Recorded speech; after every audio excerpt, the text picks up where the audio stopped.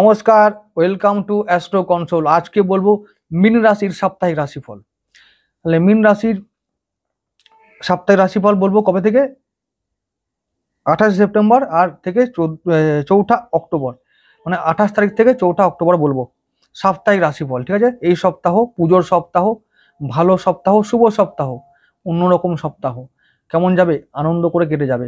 শুভ সপ্তাহ, সব কিছু শুভ হবে, সব শুভ ঘটনা ঘটবে, চিন্তার কোনো কারণ নাই। আচ্ছা, এরপরে বলবো এই যে এটা কিছু কথা বলি, ইম্পর্টেন্ট বিষয়, খুব না বললেই নয়। আচ্ছা, এখন কি সময় চলছে? নবরাত্রি, মাতৃ আরাধনা, মাতৃ সাধনা, তাই তো? তাহলে আমরা সবাই মাকে ডাকবো, মাকে ডাকছি, সেটা তো মুখ্য বিষয় নাকি? তাহলে মুখ্য বিষয় যদি এটাই হয়, তাহলে আমরা এখন সাধনা ছাড়া অন্য কিছু করব কি? করবো না। হ্যাঁ, এই ঘোরা বেড়ানো, হই হুল্লোড়, খাওয়া দাওয়া, ভালো পোশাক পরিচ্ছদ পরা বা পরে দেখানো, এগুলো তো আছেই, এগুলো তো চলে, এগুলো তো কোনো ব্যাপার না, এগুলো চলবেই। এগুলো মুখ্য বিষয় নয়, এগুলো গৌণ বিষয়। তার সঙ্গে আমি বলবো সাধনা বা আরাধনা করতে চালিয়ে যেতে, তাহলে অনেকটা লাভ হবে। কি লাভ? আচ্ছা, লাভের কথাটা আমি বলবো না, এখন পরে বলছি। কিন্তু এইটুকু বলবো, এইরকম মানুষও আছে এই সময় যারা সাধনা করে কাটায়, মাতৃ আরাধনা করে, উপাসনা করে, চণ্ডী পাঠ করে, দুর্গা সপ্তশতী পাঠ করে, নবরাত্রি পালন করে, পুরস্চরণ করে, এরকম অনেক মানুষও আছে। হয়তো তারা আমার ভিডিও দেখবে কিনা আমি জানি না, আমার ভিডিও তারা দেখবে কিনা আমি জানি না, কিন্তু এরকম মানুষও আছে। আবার যা এরকম মানুষও আছে, সংসারে থাকা মানুষ, মানে গৃহী সন্ন্যাসী বা অনেকটা গৃহী সাধক যাকে বলে, তো তারাও কিন্তু নবরাত্রি পালন করবে নিজের মতো করে, যেমন করে সম্ভব সংসারের থেকে তেমন করে তারা পালন করবে। তো এই যে নবরাত্রির সময়,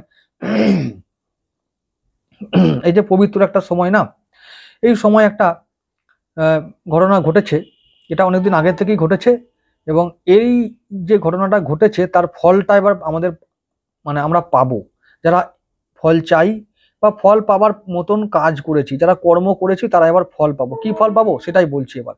তো তারপরে আমি রাশিফল বলছি, চিন্তার কোনো কারণ নাই, রাশিফলটা খুব সংক্ষেপে বলে চলে যাব। এখন পুজোর সময় কে দেখবে আমার ভিডিও?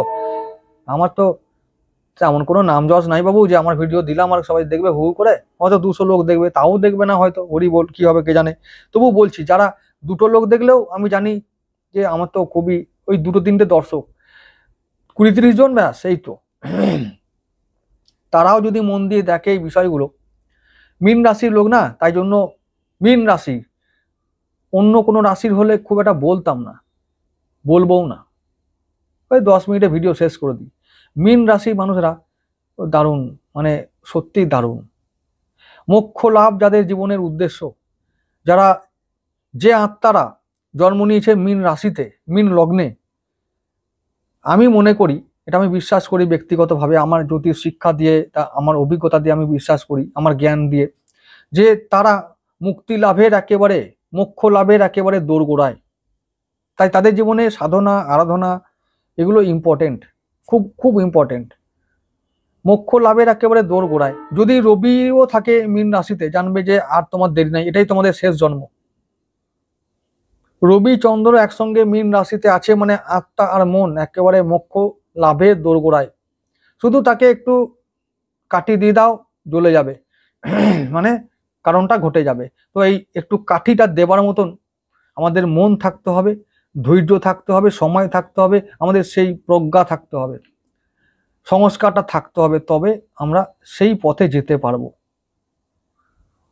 তো কি ব্যাপার আগে একটু ছোট্ট করে বলে রাখি কেমন, তারপরে আমি রাশিফলটা শুরু করছি। এই পুজোর সময় বলে বলছি বাবু, একটু শোনো। তার পুজোর সঙ্গে এর একটা সম্পর্ক আছে, আর না হলে অন্য সময় দেখেছো তো অত বলি না, আর বললেও লোকে থোড়ি শুনবে। তো যাই হোক, যেটা বলছিলাম, আচ্ছা, কালপুরুষ বা কালচক্র বা রাশিচক্র বলে একটা ব্যাপার আছে। কি, ওই যে রাশিচক্র গোল ব্যাপারটা, গোলাকার, মানে একটা গোল, আর তার মানে মাঝে এই যে রাশিচক্র, একটা মেষ রাশি, বৃষ রাশি, মিথুন, কর্কট, এই যে রাশিচক্র এটা আছে, তো এটার নাম হচ্ছে কালচক্র বা কালপুরুষের মানে রাশি। এই কালপুরুষের রাশির প্রথম রাশি কি? মেষ রাশি। মেষ রাশির অধিপতিকে মঙ্গল, এটা পুরুষ। আচ্ছা, মঙ্গল থেকে মানে মেষ রাশি থেকে তার সপ্তম ভাবে যাব, সপ্তম ভাবে গিয়ে কোথায় পাবো? তুলা রাশিকে পাবো। তুলা রাশির অধিপতিকে শুক্র, এটা কি? স্ত্রী, তাহলে পুরুষ আর স্ত্রী, তাহলে পুরুষ যদি পুরুষ হয় তাহলে তার দাম্পত্য জীবনের সাথীকে শুক্র, তাহলে মঙ্গলের সাথীকে শুক্র, তাহলে ওটা হলো ভগবান শিব আর এটাকে পার্বতী, মাতা পার্বতী বা মা দুর্গা। আচ্ছা, এবারে আমি বলছি কি ব্যাপার, কেন বলছি এই কথাটা। আচ্ছা, শুক্র না হলে সৃষ্টি হবে না, ঠিক আছে। আচ্ছা, আমাদের শুক্র হচ্ছে সৃষ্টির কারক, আর পুরুষ সেই পুরুষ এনার্জি দেয় যা পুরুষের সৃষ্টির জন্য যেটা দরকার। তো মঙ্গল মানে শিব, মঙ্গলকে আমরা ভগবান শিবের সঙ্গে তুলনা করি, আর শুক্রকে মাতা পার্বতী বা মা দুর্গার সঙ্গে তুলনা করি। আর সেই জন্যই আমরা দেখতে পাই যে মানে শুক্রাচার্যের উপাস্য দেবদেবী হলেন মাতা পার্বতী আর আমাদের ভগবান শিব বা ভোলেনাথ। তাহলে শুক্রের এরা দেবদেবী, ঠিক আছে। এবার যেটা বলতে চাইছি যে এই যে শিব ও শক্তি, আমরা শক্তিকে বুঝতে পারলাম, শক্তি মানে দেবী দুর্গাকে বুঝতে পারলাম। আচ্ছা, এইবারে শক্তি বা এই যে শিব সরি মানে মা দুর্গা শুক্র রূপে আমাদের এখন কোথায় আছে। আচ্ছা, মীন রাশি তো আমরা, তাহলে মীন রাশি যদি হয়তো আমাদের এখন ষষ্ঠ ভাবে আছে, তাই না? ষষ্ঠ ভাব, তাই তো, 1 2 3 4 5 6, হ্যাঁ 6 নম্বর ভাবে মানে সিংহ রাশিতে শুক্র আছে। আচ্ছা, এটা একটা ঘটনা হলো। আচ্ছা, এরপর শুক্রের সঙ্গে কে আছে? কেতু। কেতুকে গুরুর চেলা, কে গুরুর চেলা? কেতু। কি কি চেলা কি করে? আরে গুরু যা কাজ করে চেলা ফলো করে, আর চেলার মর্জি না হলে মোক্ষ লাভ করা সম্ভব নয়। চেলাকে কেতু, কেতু মোক্ষের কারক, মুক্তির কারক, সাধনার কারক, সিদ্ধি লাভের কারক। তো কেতু ছাড়া সিদ্ধি লাভ হবে না, মুক্তি লাভ মোক্ষ লাভ হবে না। তো শুক্র কেতু একসঙ্গে আছে, অর্থাৎ মা দুর্গা আর কেতু বা তার গণেশ, তার পুত্র বা তার সন্তান এখন একসঙ্গে আছে সিংহ রাশিতে, কাল পুরুষের পঞ্চম ভাবে, আর রাজার রবির রাশিতে আছে। তো এই অর্থে ধরলে শুক্র বা মাতার শক্তি এখন দ্বিগুণ দ্বিগুণ বৃদ্ধি পেয়েছে। কেন? আচ্ছা, শুক্রের ওপরে একটি গ্রহের দৃষ্টি পড়েছে এখন, সপ্তম দৃষ্টি, কি? যার নাম রাহু। আচ্ছা, জ্যোতিষের ভাষায় এটাকে বলা হয় গুরু শিষ্য যোগ।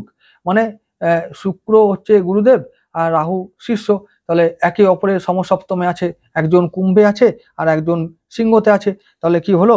সমসপ্তম দৃষ্টি বিনিময় হচ্ছে, তাহলে গুরু শিষ্য যোগ তৈরি হচ্ছে। এই গুরু শিষ্য যোগ তৈরি হলে আমরা পার্থিব জীবনে উন্নতি লাভ করি, পার্থিব সুখ লাভ করি, ঠিক আছে। আচ্ছা, এবার যদি আধ্যাত্মিক জগৎ দিয়ে চলে যাই, যদি আধ্যাত্মিক দিক থেকে দেখি এটা, তাহলে কি হবে? মাতা পার্বতী তার পুত্র গণেশের সঙ্গে আছে কালপুরুষের পঞ্চম ভাবে। মানে পঞ্চম ভাবটা কি? পঞ্চম ভাবটাই ওই ওই আরাধনা, উপাসনা, তন্ত্র মন্ত্র, তারপরে সাধনা, এরকম একটা জায়গা পঞ্চম ভাবটা, ঠিক আছে। গুপ্ত কোনো জিনিস, রহস্যময় কোনো জিনিস, এরকম। আচ্ছা, এবার যেটা বলছি, রাহু হলো আমাদের, আচ্ছা শুক্র, শুক্র কি বললাম? মাতা পার্বতী বা মা দুর্গার সৌম্য রূপ, শান্ত রূপ। আর রাহুকে, রাহু হলো মাতা দুর্গার বা মাতা পার্বতীর উগ্র রূপ। তাই রাহুর হলো মা কালী, মহাকালী, চামুন্ডা, তারপরে তারা, নীল সরস্বতী, মানে উগ্র নীল সরস্বতী, যেটা নীল একদম সরস্বতী সেই রকম। আচ্ছা, তারপরে এই যত উগ্র দেবদেবী আছে সেই তাদের রিপ্রেজেন্টেটিভ হলো আমাদের রাহুদেব। তাহলে রাহু হলো, রাহু না মানে স্ত্রী, রাহুকে কি বলা হয়? স্ত্রী, আর কেতু নপুংসক, সেটা অন্য কথা, কিন্তু রাহু হচ্ছে স্ত্রী শক্তির কারক।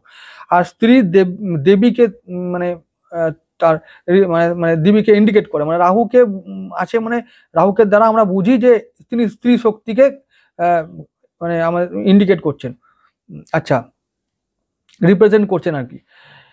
তো রাহু মানে হলো উগ্র দেবী, এটা আমরা বুঝলাম। আচ্ছা, এই শুক্র আর রাহু একে অপরকে দেখছে, মানে মাথা মানে যখন রাহু কোনো গ্রহকে দৃষ্টি দেয়, সেই গ্রহের আরো বল বা কারো কথাটা বাড়ে, শক্তি বৃদ্ধি হচ্ছে আর কি মা দুর্গার। তো শক্তি বৃদ্ধি হচ্ছে সেটা আমরা বুঝতে পারছি, কিন্তু শক্তিটা কি জন্য? মোক্ষ লাভের জন্য, যেহেতু কেতু সঙ্গে আছে সিদ্ধি লাভের জন্য। যারা সিদ্ধি লাভ করতে চাইছো, যারা চাইছো আরাধনায় করে সফল হব, মা শক্তির আশীর্বাদ, তার মানে তার কৃপা চাইছো, তারা এই সময় এগুলো করতে পারো। এটা বলার জন্য এতগুলো কথা বললাম। যদি মনে হয় এটা ভালো কথা, তাহলে শুনে কাজে লাগাতে পারো। আর যদি মনে হয় অপ্রয়োজনীয় কথা এদিক থেকে ঢুকিয়েছো, এদিকে বের করে দাও আর স্কিপ করে চলে যাও। বোর হওয়ার কোনো দরকার নাই।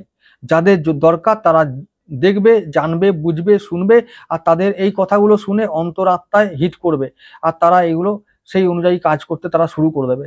কেন বললাম এই কথাটা? রাহু মানে ওই যে বললাম, ওই মানে রাহু হলো কি, রাহু ছাড়া কোনো কিছু সৃষ্টি হবে না, একটা কথা বলে রাখছি। এগুলো বলতে গেলে অনেক বড় হয়তো ভিডিও, বলতে সাহস পাই না, আমার সে কলজে নাই। কেন নাই? ওই যে বললাম, দেখো একটা কথা অনেক পরিশ্রম করে একটা ভিডিও বানাতে হয় এবং অনেক কথা বলতে হয় এবং অনেকটা সময় খরচ করতে হয়। তারপরে দেখি যদি যে মাত্র 200টা লোক দেখেছে, তাহলে খুব খুব খুব কষ্ট হয়, ভেতর থেকে খুব কষ্ট হয় খুব। তাই জন্য রিস্কটা নিতে পারি না, মানে উৎসাহ পাই না আর কি। অ্যাকচুয়ালি এটাই আসল কথা। টাকা পয়সার সময় কোনো ব্যাপার না, উৎসাহটাও খুব দরকার। হুম। না হলে মনে হয় দূর হবো, কার জন্য বলবো, দেখে না লোক, ফালতু বোঝে না, 2 মিনিট করে দেখে চলে যায়। এটাই হলো ব্যাপার। আমি যে বলবো এই কথাগুলো, তো শুনবে তবে না ভালো লাগবে।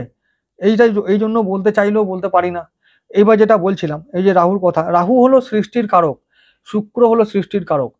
রাহু ছাড়া আমাদের জীবনে প্রেম, বিবাহ কোনো কিছুই হবে না রাহু ছাড়া।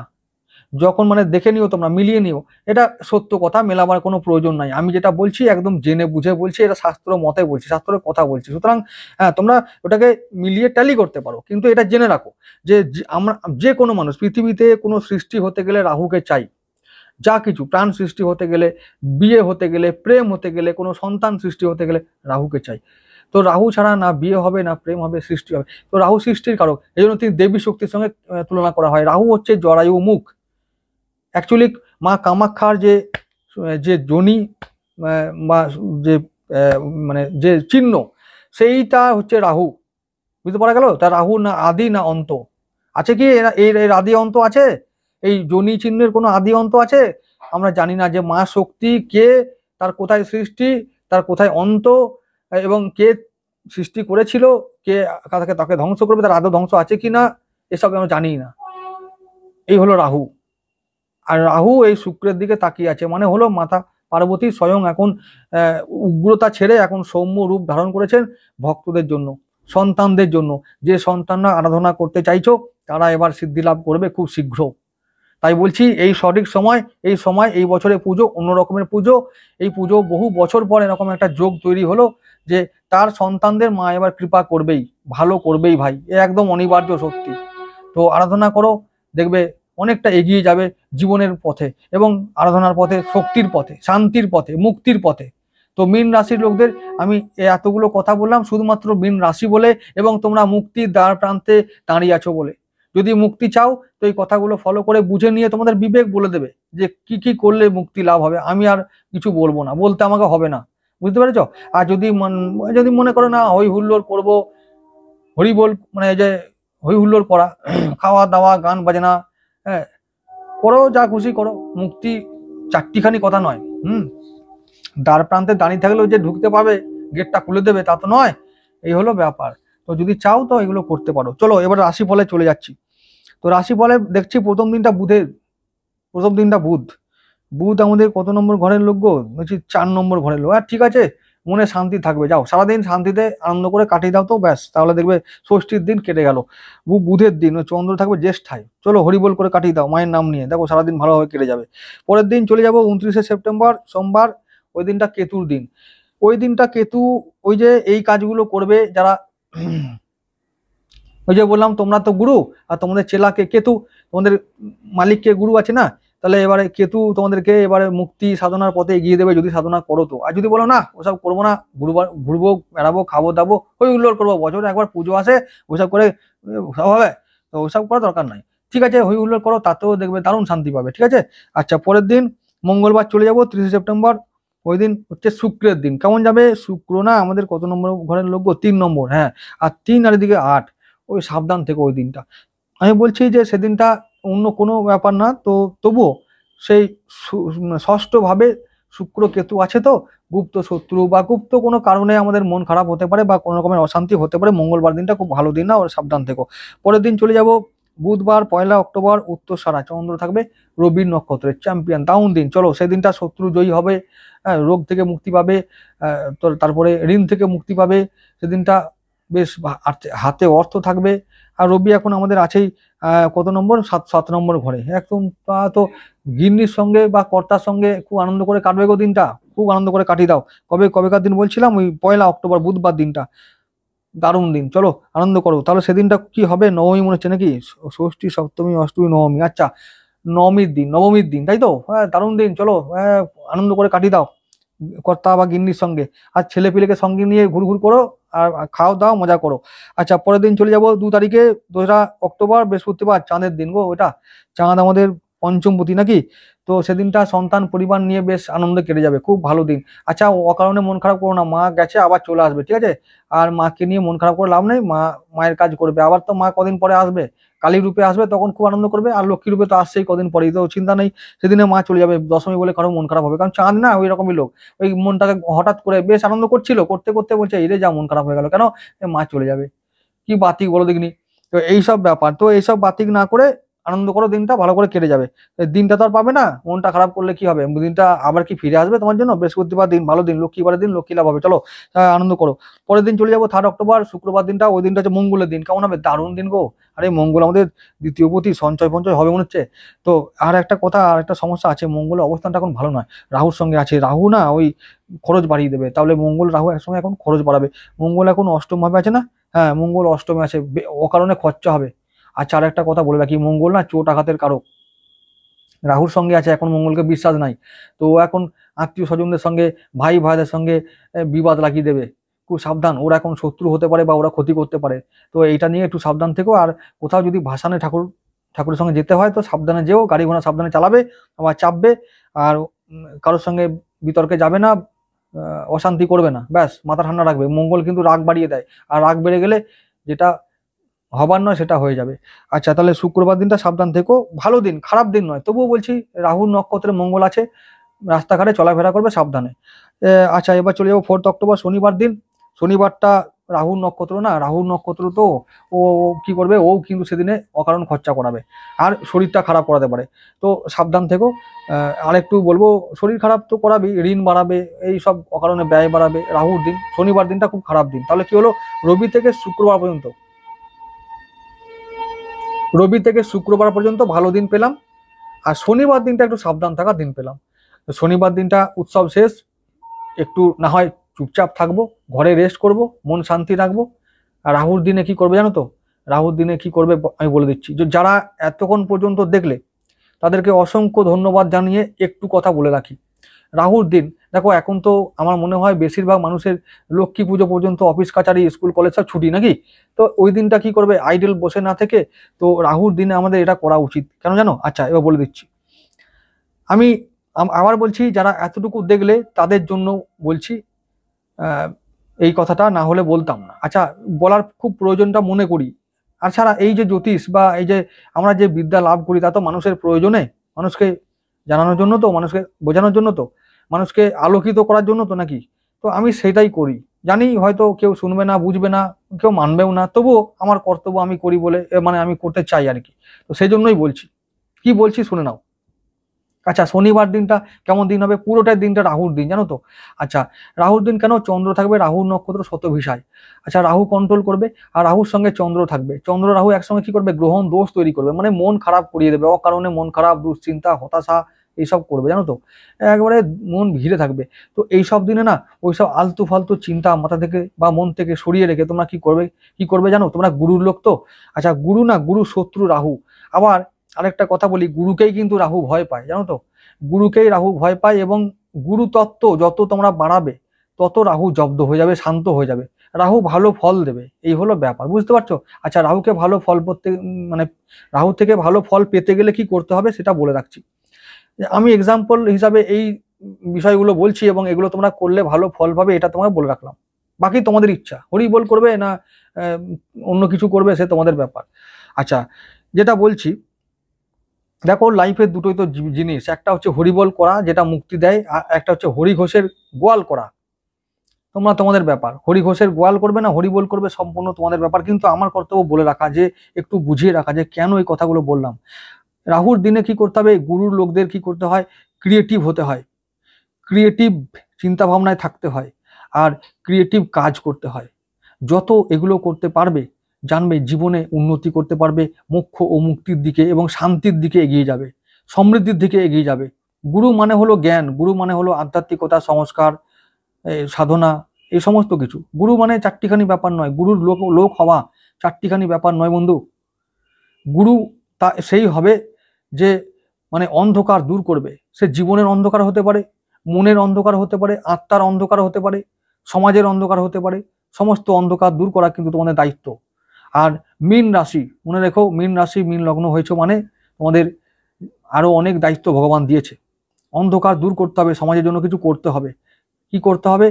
তাই জন্য গুরুতত্ত্ব বাড়াতে হবে। প্রথম হচ্ছে গুরুতত্ত্ব বাড়িয়ে আর রাহুকে জব্দ করতে হবে এবং শান্ত করতে হবে। রাহুকে শান্ত করা মানে হলো যে আমাদের ক্রিয়েটিভ কাজে থাকা। রাহুর যে দেবী মানে মানে ইষ্ট দেবীকে নীল সরস্বতী, মা নীল তারা। তিনি উগ্র একাধারে আর তিনি সৌম্য অন্য ধারে। তো সৌম্য কেন? সরস্বতী সৌম্য আর নীল তারা উগ্র। যদি তুমি ক্রিয়েটিভের জায়গায় ডিস্ট্রাকটিভ কাজ করো তাহলে মা নীল তারা তোমাকে সঙ্গে সঙ্গে ধ্বংস করে দেবে। আর যদি তুমি সৌম্য কাজ করো, ক্রিয়েটিভ কাজ করো, তাহলে সৌম্য রূপ সরস্বতী রূপে তোমার জীবনকে ধরা দেবে। তাহলে কি হবে? জ্ঞানের আলো জ্বালাবে না অন্ধকারের আলোয় মানে অন্ধকারের এই মধ্যে থাকবে, সেটা তোমাকে বাঁচতে হবে। তো রাহুর দিনে আমরা এটাই করব। দিনটা অন্ধকার হোক, কিন্তু আমার মনের মধ্যে যেন জ্ঞানের আলো থাকে।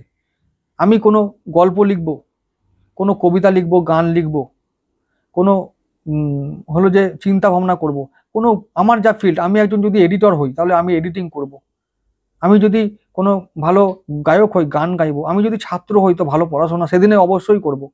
যত এটা করতে পারবো মা নীল তারা তত নীল সরস্বতী হয়ে ধরা দেবে। কি বললাম বুঝলে? মা নীল তারা, উগ্র তারা, নীল সরস্বতী হয়ে আমাদের সামনে হাজির হবে। জ্ঞানের আলো আমাদের সামনে ফুটে উঠবে। আমরা জীবনের অন্ধকার থেকে মুক্তি পাবো। আমাদের জীবন সহজ ও সুন্দর হয়ে উঠবে এবং শেষে আমাদের আত্মা মুক্তির দ্বার প্রান্ত নয়, দ্বার খুলে যাবে। আমরা মুক্তি পাবো, লাভ করব। এটা তোমরা জেনে রাখো। তোমাদের জীবনের দর্শন কিন্তু এটা। তাই বলছি, রাহুর দিনেই শুধু নয়, তোমাদের জীবনে যত ক্রিয়েটিভ, রাহু মানে জানো তো, রাহু মানে হচ্ছে রোবোটিক মাইন্ড। রাহু মানে ক্রিয়েটিভ কোনো কিছুতে, মানে এমন ক্রিয়েটিভিটি। তো একটা মানে যা কিছু সৃষ্টির একবারে চূড়ান্ত পর্যায়ে রাহু। রাহু যে কি করতে পারে তোমরা জানো না। কোনো একটা মানুষকে রাহু এখনই চাঁদে নিয়ে যেতে পারে, এখনই আবার চাঁদের থেকে এখনই মাটিতে ফেলতে পারে। তো যখন আমি আমার ব্রেনটা, আমাদের ব্রেন বা মন এরকমই পাওয়ার রাখে, তো সেই সেই সমস্ত দিনে, যে শনির দিনে কি করব আমরা, এই শনিবারটা, এই রাহুর দিনে বা শনির দিনে, তাহলে আমরা এই সমস্ত কাজ করব, আরো বেশি ক্রিয়েটিভ কাজ করব। দেখবে একটা ওই অভ্যাসটা তৈরি করতে পারলে বা ওই অভ্যাসটা থাকলে না, একটা সময় এমন কিছু সৃষ্টি করে ফেলবে, জগৎ তাক হয়ে দেখবে।